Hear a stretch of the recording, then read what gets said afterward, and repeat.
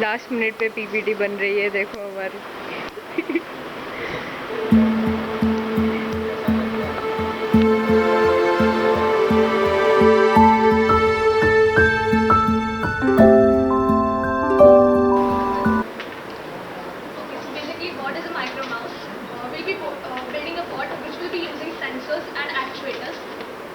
To solve a maze, starting and ending point जाने के लिए.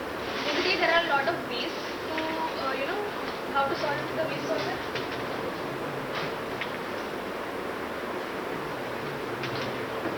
How does the maze solver work? If you know the starting and ending point, there are multiple ways. Suppose there's path planning, there's line follower. There are multiple ways to solve for a bot to solve the maze. As you can see here, whenever you can basically the method that we'll be focusing on is path planning. It will start and through trial and error it will basically get an idea of the maze. It will build the maze. For example,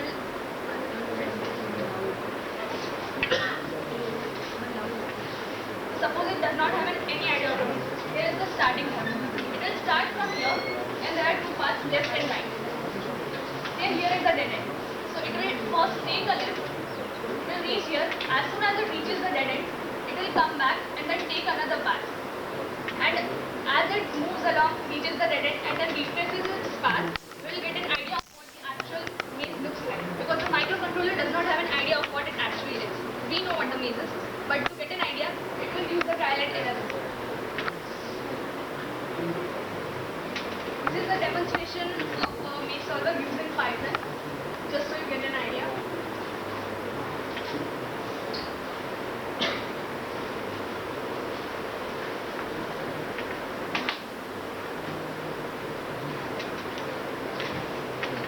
So as you saw, as soon as it reaches the dead end, it goes back, retraces its path, and then follows and takes another turn and tries to go there.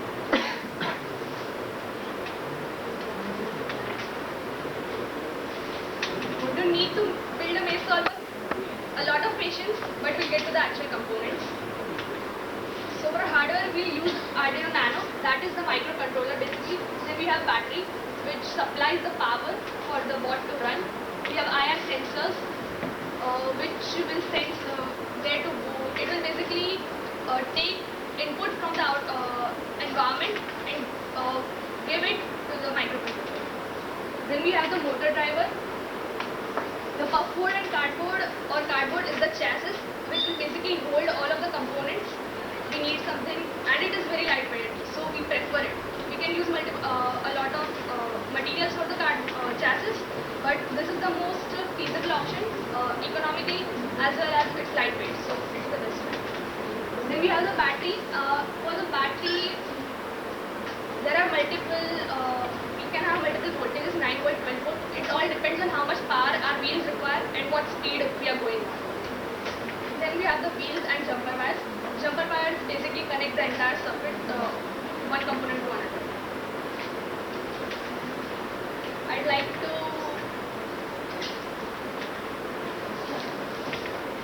now invite Jatin to explain the Arduino Nano board, which is our microcontroller. Hello everyone, I am Jatin Prajapati from Gracel's Technical Core Team. तो यहाँ पे से कितनों को nano के बारे में पता है? किसी को आइडिया नैनो आर्डिनो यूनो के बारे में तो भी चलेगा, है ना? तो एक ही जने को आइडिया, तो मैं ऐसा अज्यूम कर रहा हूँ किसी को कुछ ज़्यादा आइडिया है नहीं, तो बिल्कुल बेसिक से समझते हैं। तो ये है हमारा आर्डिनो नैनो का पिन डायग्राम। तो यहाँ पे हमको जो पिंस अभी फिलहाल यूज़ में है उतनी पहले समझ लेते हैं। तो हम लोग बेसिकली 3 टाइप्स की पिन अभी यूज़ करेंगे। पावर इनपुट पिंस यूज़ करेंगे, digital input output pins use करेंगे, एनालॉग पिंस यूज़ करेंगे और PWM पिंस यूज़ करेंगे। तो इतनी पिन समझते हैं कि उनका वर्किंग क्या है, क्यों यूज़ करनी है। तो ये बोर्ड में ये डायग्राम में जो आपको Vin और ग्राउंड पिन दिख रही है, वो दोनों हमारी पावर इनपुट पिंस हैं। हम लोगों को अगर नैनो को प्रोग्राम करना है तो ये एक प्रोग्रामिंग जैक है यहाँ पे, which is USB type B, उससे हम लोग उसमें प्रोग्राम अपलोड करते हैं। उससे हम लोग पावर भी दे सकते हैं, लेकिन उससे अगर पावर देनी है तो कॉन्स्टेंटली हमको केबल से लैपटॉप के साथ कनेक्ट करके रखना पड़ेगा, which is not a very problematic. हमारे जो टेक हेड है उनका वो लाइक बैक वो करंट बैक बेसिकली हुआ ये था, हम लोग डैमेज कर दिया था हम लोग ये पोर्ट से पावर दे रहे थे, हम लोगों ने ऐसे गलती से व्हील हाथ से घुमा दिए तो बैक करंट गया तो लैपटॉप उड़ गया था। तो ऐसा ट्राई करने की कोशिश मत करना। तो ये यूज़ ना करके हम लोग वीन और ग्राउंड पिन यूज़ करेंगे। वीन में हम लोग अपने बैटरी का जो पॉजिटिव टर्मिनल है वो कनेक्ट करेंगे जंपर वायर का यूज़ करके। ग्राउंड में हम लोग अपने बैटरी का नेगेटिव टर्मिनल यूज़ करेंगे जंपर वायर का यूज़ करके। उसके बाद यहाँ पे आप लोगों को D0, D1, D2, D3, D12 pins दिख रही हैं। ये है हमारी digital input and output pins. तो digital input and output pins जो है हमारी, वो जैसे नेम बता रही है कि डिजिटल इनपुट आउटपुट के लिए यूज़ हो रही है। तो डिजिटल इनपुट आउटपुट का मतलब क्या, मेरा इनपुट और आउटपुट जो है वो डिजिटल फॉर्म में है। डिजिटल मतलब या तो मेरा इनपुट आउटपुट वैल्यू हाई या लो होगी, या फिर मेरा आउटपुट वैल्यू हाई या लो होगी। तो बेसिकली हम लोग दो वैल्यूज पे खेल रहे हैं। हम लोग उसको हाई लो भी कह सकते हैं। High is equivalent to 1 and low is equivalent to 0। तो अभी समझिएगा कि हम लोग जो हमारी मोटर्स कंट्रोल कर रहे हैं उसमें हमारे 3 पैरामीटर्स हैं। एक तो उसकी स्पीड क्या होगी, वो किस डायरेक्शन में रोटेट करेगी, ये 2 पैरामीटर्स हैं। तो किस डायरेक्शन में रोटेट करेगी उसके लिए हम लोग कोई भी 2 पिन्स असाइन करेंगे ईच मोटर के लिए। लेफ्ट के लिए 2 पिन्स असाइन करेंगे, राइट के लिए 2 पिन्स असाइन करेंगे। तो फॉर एग्जांपल मैंने लेफ्ट मोटर के लिए 2 पिन्स असाइन की, pin number D2 and pin number D3। तो जब मैं आर्डिनो में लिखूंगा कि D3 को हाई कर दो एंड D2 को हाई कर दो एंड D3 को लो कर दो, तो D2 इज फॉर कि मेरी मोटर फॉरवर्ड डायरेक्शन में घूमे एंड D3 इज फॉर मेरी मोटर बैकवर्ड डायरेक्शन में घूमे। तो जब मैं D2 को हाई करूंगा तो मेरी मोटर फॉरवर्ड डायरेक्शन में घूमेगी, अगर मैं D3 को हाई करूंगा तो मेरी मोटर बैकवर्ड डायरेक्शन में घूमेगी। अगर मैं दोनों लो कर दूं तो मेरी मोटर स्टॉप हो जाएगी, ना ही वो फॉरवर्ड घूमेगी ना ही वो बैकवर्ड घूमेगी। लेकिन मैं दोनों हाई नहीं कर सकता, it is a invalid case.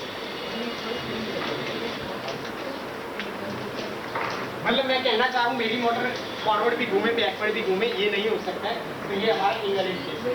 तो डिजिटल पिन का हमारा यहाँ पे इतना ही पर्पस है।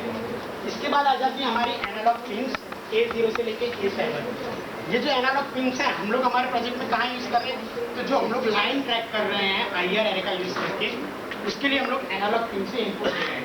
तो ये जो हमारी एनालॉग पिन्स हैं वो सिर्फ एनालॉग इनपुट के लिए यूज़ हो सकती है, उससे हम लोग एनालॉग आउटपुट नहीं दे सकते। एनालॉग आउटपुट के लिए दूसरी पिन्स है, वो हम लोग आगे देखेंगे। तो ये जो हमारे सेंसर्स हैं वो बेसिकली ये प्रिंसिपल पे वर्क करता है, वो लाइट एमिट करता है और सरफेस से टकरा के कुछ लाइट एब्जॉर्ब हो जाती है और कुछ लाइट रिफ्लेक्ट बैक होती है। तो कितनी लाइट सरफेस ने एब्जॉर्ब किया और कितनी रिफ्लेक्ट बैक हुई, उसके बेसिस पर हम लोग जज करते हैं कि कलर क्या है नीचे सेंसर के नीचे। तो जैसा कि आप सबको पता होगा कि वाइट कलर रिफ्लेक्ट्स ऑलमोस्ट, किस प्रकार का वाइट है उस पर डिपेंड करता है, लेकिन 90% से ज़्यादा लाइट वो रिफ्लेक्ट बैक कर देता है। तो अगर मेरा एनालॉग रेंज फॉर एग्जांपल 0 से लेके 1024 है, तो मेरा जो अगर सेंसर वाइट कलर डिटेक्ट कर रहा है तो वो 900 से ज़्यादा वैल्यू रिटर्न कर रहा होगा कि सारी की सारी लाइट रिफ्लेक्ट हो रही है। लेकिन अगर सेंसर मेरा ब्लैक कलर डिटेक्ट कर रहा है, उसका मतलब क्या कि सेंसर जितनी भी लाइट एमिट कर रहा है वो सारी की सारी लाइट एब्जॉर्ब हो जा रही है, सारी की सारी लाइट एब्जॉर्ब हो जा रही है। उसके कारण हमको लेस देन 100 वैल्यू की रीडिंग मिलेगी। तो ये था हमारा एनालॉग इनपुट का पर्पस इन दिस प्रोजेक्ट। उसके अलावा अभी मैंने कहा कि मोटर्स की स्पीड भी कंट्रोल करनी है। अभी मोटर्स की स्पीड कंट्रोल करने के लिए हमको उसको एनालॉग आउटपुट देना है, जो कि हम लोग ये एनालॉग पिन से नहीं कर सकते हैं। तो एनालॉग आउटपुट देने के लिए ये जो हमारी डिजिटल पिन्स हैं, इसमें से कुछ डिजिटल पिन्स हमारी स्पेशल पर्पस हैं। कौन सी, वो मैं लिस्ट आउट कर देता हूँ। D3 pin, D5 pin, D6 pin और D9, 10, 11, D9, D10, D11 pin. तो ये जो हमारी डिजिटल पिन्स हैं वो स्पेशल पर्पस पिन है। ये पिन्स डिजिटल इनपुट आउटपुट के अलावा PWM आउटपुट भी प्रोवाइड कर सकती है। अभी ये PWM क्या है समझते हैं। तो PWM बेसिकली एक डिजिटल फॉर्म से एनालॉग आउटपुट देने का एक तरीका है। वो कैसे वर्क करता है थोड़ा एब्स्ट्रैक्ट वे में समझने की कोशिश करते हैं, ना समझ आए तो ऐसा कुछ बड़ी चीज़ भी नहीं है। तो अभी समझिएगा कि मेरा जो रोबोट है वो 1 मिनट में फॉर एग्जांपल 60 सेंटीमीटर मूव कर रहा है। अभी मैं उसको कंटिन्यूसली अगर हाई सिग्नल दे रहा हूँ, दोनों मोटर्स को मैं कंटिन्यूसली हाई सिग्नल दे रहा हूँ। अभी मेरा वॉट 0 पोजीशन पे है और ये मेरी 60 सेंटीमीटर पोजीशन। अगर मैं दोनों मोटर्स को कंटिन्यूसली हाई सिग्नल दे रहा हूँ, मतलब मेरी दोनों मोटर्स कंटिन्यूसली घूम रही हैं। कंटिन्यूसली घूम रही है इसका मतलब वो उसकी फुल पोटेंशियल से घूम रही है। उसका मैक्सिमम पोटेंशियल क्या है कि वो 1 मिनट में 60 सेंटीमीटर क्रॉस कर सकता है। ठीक है। व्हाट इफ मैं मेरी मोटर को 1 सेकंड के लिए ऑन करूं, 1 सेकंड के लिए ऑफ करूं, 1 सेकंड के लिए ऑन करूं, 1 सेकंड के लिए ऑफ करूं, तो क्या होगा कोई बता सकता है? एनीवन? ऐसे रैंडम गैस, कुछ भी गलत तो गलत, सीधी सी मैथ से कुछ है नहीं। मैं पहले उसको कॉन्स्टेंटली 60 सेकंड्स के लिए ऑन रख रहा था, अभी मैं 1 सेकंड के लिए ऑन रख रहा हूँ, 1 सेकंड के लिए ऑफ रख रहा हूँ। अब जब वो 60 सेकंड के लिए मैं ऑन रख रहा हूँ तो 60 सेंटीमीटर मूव हो रही है। इसका मतलब बेसिक मैथ्स क्या है कि 1 सेकंड में वो 1 सेंटीमीटर मूव कर रही है। अभी मैं 1 सेकंड उसको ऑन रख रहा हूँ, 1 सेकंड ऑफ कर रहा हूँ, तो क्या हो रहा है? वो 1 सेंटीमीटर मूव कर रही है, फिर 1 सेकंड रुक रही है, फिर 1 सेंटीमीटर मूव कर रही है, फिर 1 सेकंड रुक रही है। तो बेसिकली हो क्या रहा है, अभी मेरी मोटर 30 सेंटीमीटर ही मूव कर पाएगी 1 मिनट में। अभी ये जो मैंने किया, इट इज अ PWM का एब्स्ट्रैक्ट वर्जन। अभी इसमें क्या प्रॉब्लम होगी कि मेरे को दिख रहा है कि मेरी कार 1 सेकंड के लिए चल रही है, फिर रुक रही है, फिर चल रही है, फिर रुक रही है। व्हाट इफ मैं ये टाइम फ्रेम छोटा कर दूं? मेरी motor for example 1 micro second के लिए चल रही है, 1 माइक्रो सेकंड के लिए रुक रही है। 1 माइक्रो सेकंड मतलब 1 सेकंड का 1000वां पार्ट। तो मेरे को ऐसा इल्यूजन होगा कि मेरी मोटर उसकी एक्चुअल स्पीड से हाफ स्पीड पे चल रही है, जो चीज़ हम लोग इससे भी अचीव कर सकते हैं। फॉर एग्जांपल मेरी मोटर का वोल्टेज रिक्वायरमेंट है 9 वोल्ट, और अगर मैं उसको 4.5 वोल्ट दूंगा तो वो उसके हाफ स्पीड पे चलेगी। लेकिन वोल्टेज कंट्रोल करना is not a feasible option, क्योंकि उसके लिए हम लोग को पोटेंशियोमीटर लगाना पड़ेगा। तो उसके लिए हम लोग ये PWM वाला कॉन्सेप्ट लगा रहे हैं, जो हमको सिमिलर रिजल्ट दे रहा है। अगर मैं 4.5 वोल्ट इनपुट दूंगा मोटर्स को, तो भी मेरी मोटर्स हाफ स्पीड पे घूमेगी। और अगर मैं PWM वाला कॉन्सेप्ट लगा रहा हूँ कि फॉर सम टाइम फ्रेम में उसको ऑन रख रहा हूँ, सम टाइम फ्रेम में ऑफ रख रहा हूँ, तो भी मेरे को सेम रिजल्ट मिल रहा है। That what PWM is. अभी PWM में हम लोग इनपुट क्या देंगे एक्चुअली वो समझते हैं। तो PWM में हम लोग एनालॉग राइट फंक्शन से इनपुट देंगे। यहाँ पे हम लोग 0 से लेकर 255 तक की वैल्यू दे सकते हैं। 0 मतलब मोटर की सबसे lowest speed which is stop, and 255 मतलब मोटर की सबसे हाईएस्ट स्पीड विच इज जो हम लोग 9 वोल्ट देंगे तब जितनी घूमेगी उतनी स्पीड। तो ये हमारा PWM पिन का पर्पस।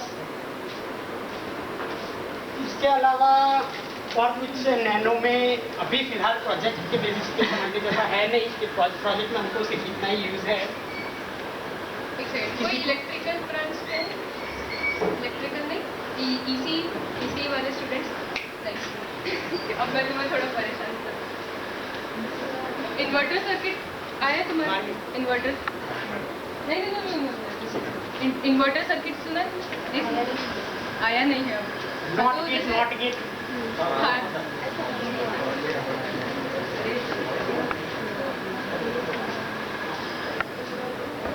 तो inverter circuit is used to convert like DC signals to AC signals. ये पल्स विद पर तुम्हारा हार्डवेयर पे जो इलेक्ट्रिकल कंपोनेंट्स है उसका कोई सर्किट ऐसा होता है, ये एक स्विच है,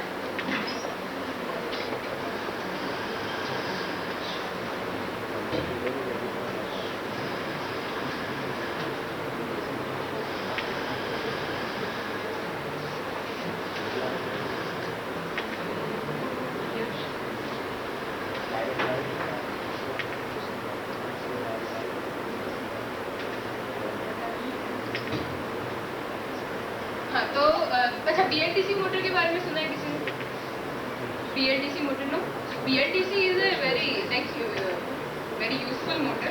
बहुत जगह यूज होती है, फैंस में भी वही यूज होती है, राइट? नो ठीक है। तो कैसा कि अच्छा डीसी मोटर तो सबको पता है, डीसी मोटर है नॉर्मल मोटर, मेरा जो लैब में यूज होता है। Krishna could have explained this better. If I am wrong then correct. हाँ, तो अब जो डीसी मोटर है उसमें ऐसे ब्रशेस जैसा होता है, जिसके वजह से like I am not going to go in depth, ठीक है, बोर हो जाओगे तुम लोग। अभी भी इतना सीरियस फेस देख के मैं नर्वस हो रही हूँ। बट हाँ, ऐसे उसमें ऐसे ब्रशेस होती है जिसके वजह से like it makes it a DC motor in a way, ठीक है। Now that is problematic, why do I want to add extra चीज टू माय ऐसे मोटर, क्यों भारी करना है मेरे को। तो मैंने वो ब्रश हटा दिया। अब जैसे ही मैंने ब्रश हटाया, लाइक आई सेड कि डीसी मोटर क्यों है कि उसमें ब्रशेस है, ठीक है। तो मैंने ब्रश हटा दिया तो वो डीसी इनपुट तो लेगा नहीं, अब मुझे एसी इनपुट चाहिए। बट अब मेरे लैब में तो हम लोग को इतना सारा कंपोनेंट्स देते हैं नहीं, वो डीसी बैटरी रख के बैठे हैं, तो अब क्या करें हम। हमारी मोटर हो गई एसी मोटर और हमारा जो सप्लाई है वो डीसी मोटर है। तो ब्रशलेस, तो BLDC motor is brushless DC motor.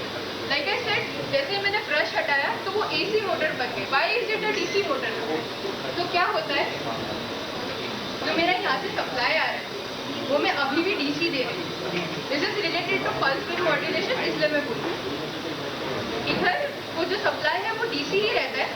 This inverter circuit is used to convert DC input into AC using pulse width modulation. And जो तुम्हारा यहाँ पे जो इनपुट जा रहा है वो तुम्हारा सूडो एसी इनपुट जा रहा है। It's a pseudo AC, we are converting it, it's not actually AC input, it's a pseudo AC input, ठीक है। तो वो तुम्हारा ये BLDC मोटर पे जा रहा है, which is a now an AC motor, ठीक है। तो ये जो तुम बाहर से देखोगे तो तुम्हें क्या दिखेगा कि मेरा DC सप्लाई है और मेरा मोटर है, तो क्या हो गया, DC मोटर है। But it's an AC motor, यहाँ पे तुम्हारा AC आ रहा है। And how does this happen, ये इन्वर्टर सर्किट कैसे वर्क करता है, like in fraction of seconds what you do is कि जैसे कि मेरा ये, हाँ, this has many other features as well जो इसको बेटर बनाता है, but the pulse width modulation part is, जैसे मैंने ये वायर इधर कनेक्ट किया, ठीक है। तो ये मेरे को अगर सर्किट पूरा करना है, कोई एक भी सर्किट पूरा करना है, तो मेरे को क्या एक पूरा क्लोज लूप होना चाहिए। लेट्स से कि मैं ये स्विच अभी मेरी मतलब it's not close right now, my circuit is not close. मैं इसको अगर बंद कर दूँ, ठीक है, और मैं इसको भी बंद कर देती हूँ, लेट्स से ऐसा नहीं बंद कर रही हूँ, मैं इसको बंद कर देती हूँ, ठीक है, और मैं इसको ऐसे ही रखती हूँ, इससे सिंपल वायर। तो क्या हो रहा है मेरा, ये जो पूरा this is becoming a close circuit, close loop बन रहा है, ठीक है। तो जब मैं इसको और इसको क्लोज कर रही हूँ, I am getting one close circuit. Same way में अगर मैं इसको और इसको क्लोज करूँ, I am getting another close circuit, like combination of two of the switches. अगर उसको क्लोज करते हैं, you are getting close circuit. तो क्या होता है, इसमें जो मेरा एक पूरा फेज होता है उसमें हम लोग क्या करते हैं, 60 डिग्रीज के रोटेशंस में भी वेरी फास्ट स्विचिंग करते हैं, दो को क्लोज करते हैं। तो अब क्या, तो उस वजह से ये जो पल्स विद मॉड्यूलेशन था वैसे टाइप का होता है, जैसे कि तुमने ऐसे, तो तुम्हारा DC आ रहा है, but it is now because of the switching it appears to be like AC signal. तुम्हारा मोटर को तुम कान में बोलोगे तुम्हें मैं DC दे रही हूँ, तो तुम्हें पता नहीं है मैं DC इनपुट दे रही हूँ, तो कुछ पता नहीं। उसको क्या दिख रहा है कि मेरा जो सिग्नल है वो कुछ इस तरीके से आ रहा है, वो DC नहीं। तो दिस ऑन हार्डवेयर जो इलेक्ट्रिकल इलेक्ट्रॉनिक्स वालों के शायद आना चाहिए, because it's a very important component, बहुत जगह यूज होता है। तो ये इन्वर्टर सर्किट होता है जिसकी बहुत फास्ट स्विचिंग करते हैं। Even I for some reason remember this कि इसको ये जो 3 वायर है उसको R, Y और B बोलते हैं। 3 फेज कनेक्शन में RYB आया होगा फर्स्ट ईयर में, राइट। तो वो RYB क्या है, पहले RY, RB और फिर BY 60 डिग्रीज के स्लॉट्स में वैसे चलते हैं। हमारा जो सिग्नल है कुछ इस तरीके से अप एंड डाउन होता है।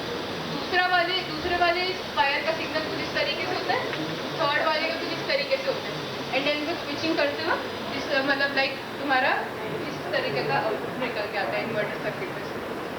तो वो अगर तुम इलेक्ट्रिकल वाले तो आई थॉट इससे बेटर रिलेट करोगे। Hi everybody, so I'm Krishna. I'm from EC third year. She has explained very nice. Jatin took a very nice piano. So now we can move forward.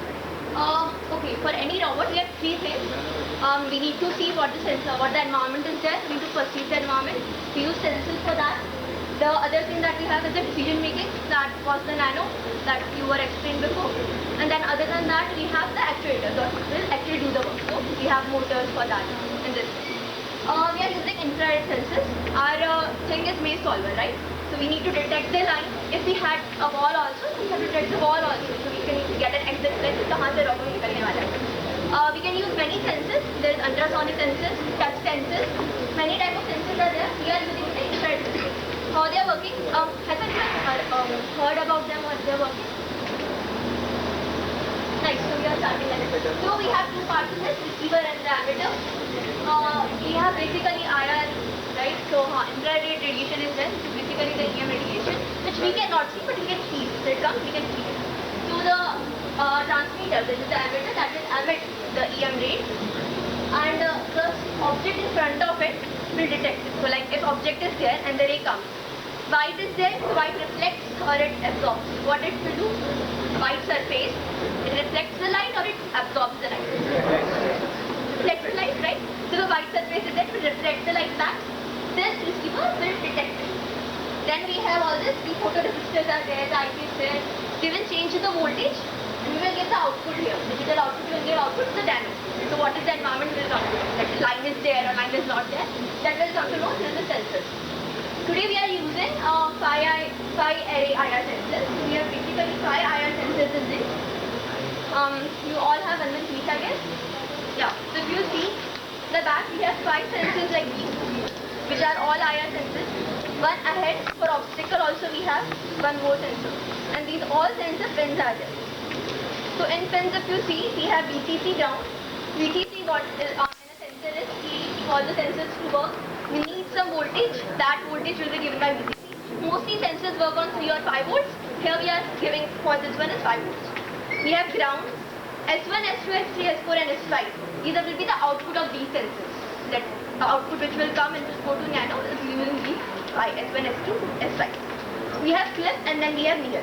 Near is used for this sensor, the obstacle one, the faster, the bound one, and this clip was used for the limit, giving the limit for the transparent object. Sensor is done. So you know how it works. If anyone is not getting it, if I'm a bit fast, how it worked or what happened in sensors. Great, I guess.